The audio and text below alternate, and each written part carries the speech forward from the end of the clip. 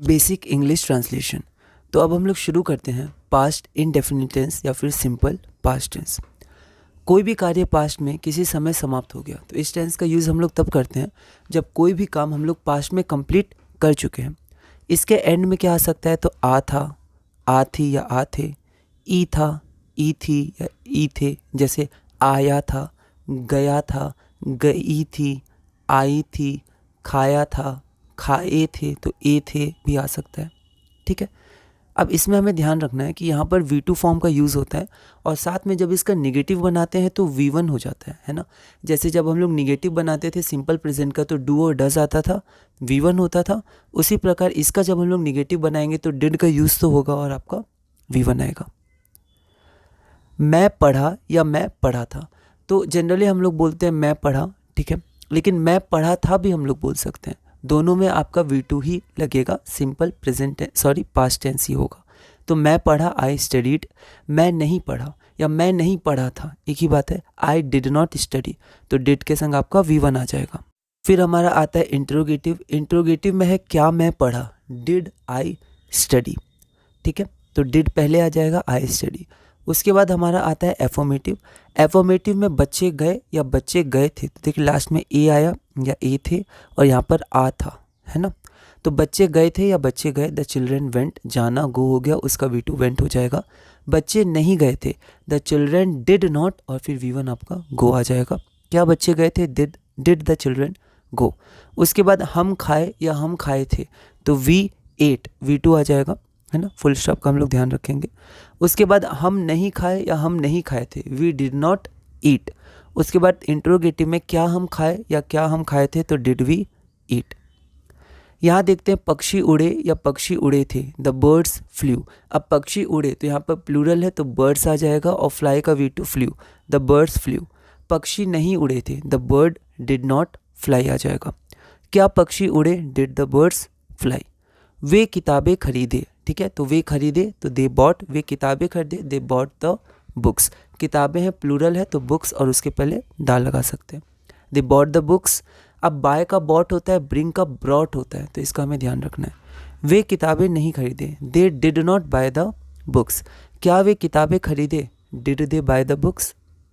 अगला देखते हैं, वह पानी लाया या वह पानी लाया था, तो ही ब्रॉट, है ना, यहाँ पर ब्रॉट आएगा, बॉट नहीं आएगा, स्पेलिंग का ध्यान रखेंगे। ही ब्रॉट द वाटर, वह पानी नहीं लाया, ही डिड नॉट, फिर V1 आ जाएगा, तो he did not bring the water. और क्या वह पानी लाया, did he bring the water. मैं कोशिश किया, मैंने कोशिश की, मैं कोशिश किया था, मैंने कोशिश की थी, है ना, तो ई थी आया। तो इन सब का आपका सिंपल पास्ट में बनेगा। तो आपको रीडिंग करनी होगी, ट्रांसलेशन की और भी प्रैक्टिस करनी होगी, ठीक है। तो आई ट्राइड, कोशिश करने का आप ट्राई कर सकते हैं, ट्राई हो जाएगा तो V2 ट्राइड, है ना, स्पेलिंग आप देखिएगा IED हो जाता है। मैं कोशिश नहीं किया, मैंने कोशिश नहीं की थी या मैं कोशिश नहीं किया था, ठीक है, इसका हो जाएगा आई डिड नॉट, फिर V1 ट्राई। क्या मैंने कोशिश की, क्या मैं कोशिश किया था, ठीक है, तो इसका हो जाएगा डिड आई ट्राई, डिड के संग आपका V1 आ जाता है।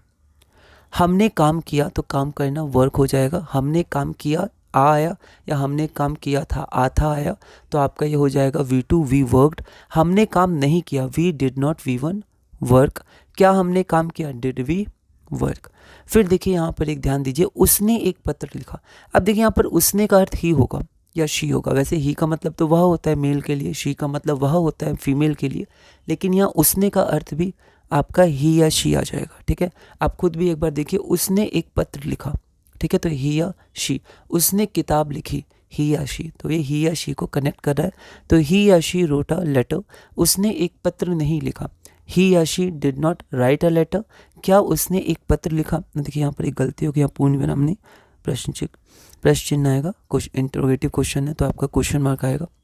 तो इंट्रोगेटिव जो सेंटेंस होता है उसको हम लोग क्वेश्चन भी कहते हैं, ठीक है। सेंटेंस में इंट्रोगेटिव कहेंगे, इंट्रोगेटिव सेंटेंस, और ऐसे उसको हम लोग क्वेश्चन कहेंगे, ठीक है। तो ये क्वेश्चन है तो क्वेश्चन मार्क आ जाएगा।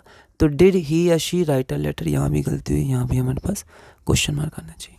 डिड ही या शी राइट अ लेटर।